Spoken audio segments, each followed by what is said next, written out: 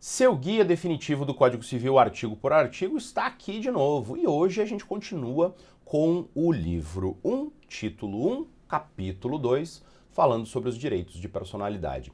Hoje é dia do artigo 13 do Código Civil. E o artigo 13 do Código Civil, ele vai trazer o primeiro direito de personalidade defendido, trabalhado, analisado pelo Código, que é o direito ao próprio corpo. Então aqui, veja, quando nós pensamos em direito de personalidade, geralmente a gente pensa em algo assim meio psicológico, metafísico, mas não só. Os direitos de personalidade abrangem a proteção do próprio corpo. Por quê? Porque o corpo é, digamos assim, a base dos demais elementos da personalidade, né? Isso não significa que sem corpo não há proteção de direito de personalidade. Lembre-se, o artigo 12, parágrafo único, que nós vimos ontem, falou claramente que eu posso proteger o direito de personalidade do morto. Então, muito cuidado, porque tem gente que diz que o corpo é como se fosse o receptáculo dos direitos de personalidade. Não é exatamente assim. Fazendo uma analogia simples, né, geralmente a gente toma água no copo. Então, o corpo é como se fosse o copo. Mas eu sempre bebo a água no copo? Não, eu vou no bebedouro e tomo sem nenhum receptáculo, sem nenhum copo. Nada me impede de jogar água no chão e beber do chão. Não é uma boa ideia. Mas veja, a forma não pode dominar o conteúdo. Esse é o primeiro equívoco que nós temos aqui. A proteção do corpo não sobrepuja, não é maior do que a proteção dos elementos metafísicos, psíquicos, espirituais, psicológicos, o jeito que você quiser chamar aqui, tá? Pois bem, o que dirá o artigo 13? Elimina a primeira parte. É defeso o ato de disposição do próprio corpo quando importar diminuição permanente da integridade física ou contrariar os bons costumes, salvo exigência médica. Então vamos deixar a exceção para o fim. É defeso, é proibido, é vedado, não pode. Não pode dispor do próprio corpo. Eu não posso dispor do meu próprio corpo. Por quê? Ou quando isso importar diminuição permanente da integridade física.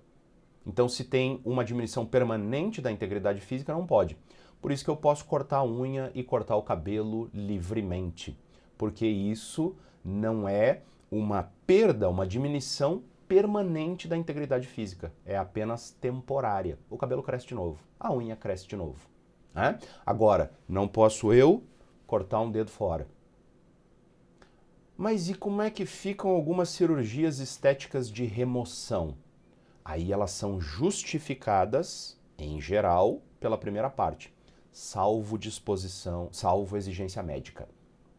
Tá? É o caso daquela mulher que tem uma mama muito grande e gera problema lá na coluna e tal, uma série de problemas, né? E ela vai fazer uma cirurgia de redução de mama. Ela não está fazendo aí uma disposição do próprio corpo de maneira permanente? Tá, pode. Por quê? Porque é exigência médica. Na prática, porém, as pessoas fazem, e é tolerado, tá? Fazem outros tipos de reduções de integridade física, sem que haja exatamente uma exigência médica.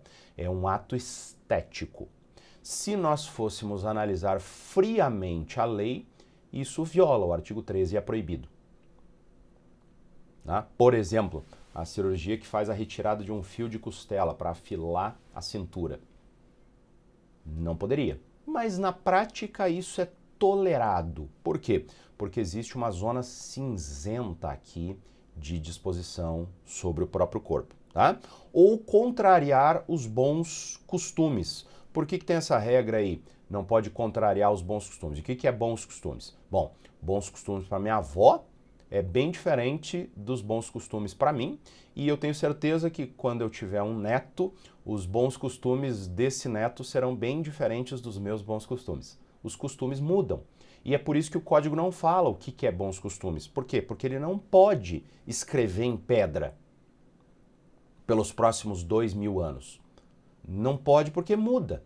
Os costumes mudam e a nossa compreensão do que sejam os bons costumes também muda.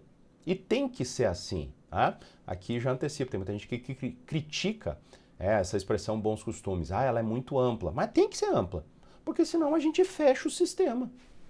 Porque senão a mulher está saindo de calça na rua e eu falo, não pode.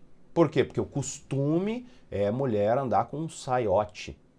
O costume muda. Mudamos ele e mudamos nós também. Tá? Então é muito importante essa abertura aqui.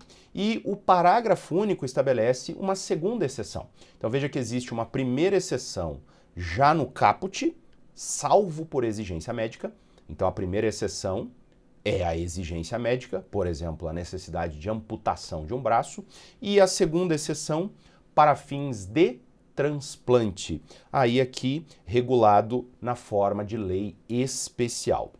Regulado na forma da lei especial é a própria lei de transplantes. Então, eu vou analisar a lei de transplantes e a lei de transplantes, ela vai trazer aí como é que funciona, que tipo de órgão eu posso doar em vivo. Vivo, corpo vivo. Eu posso doar vivo o meu coração? Claro que não, porque senão eu morro. Posso doar medula óssea? Posso, nenhuma restrição. Não tem nem diminuição permanente da integridade física, porque a medula se regenera. Sangue regenera. Esperma regenera. Óvulo regenera. Em que pese a mulher tem um número limitado de óvulos, né? Que mais? Rim. Opa, tem 2. Duplo órgão. Beleza, doa um. Pode? Pode, porque tem 2. Não regenera, mas pode para fins de transplante. Então, lei especial aqui o permite, tá? Então, temos 2 exceções no artigo 13 a respeito da disposição do próprio corpo. Amanhã a gente volta com o artigo 14. Não esqueça de me seguir aí nas redes sociais, é bem fácil, só apontar a câmera do seu celular para aquele QR Code que está lá no cantinho, ou você me segue lá, adv.paulosouza, fica mais fácil de você me encontrar. Até amanhã.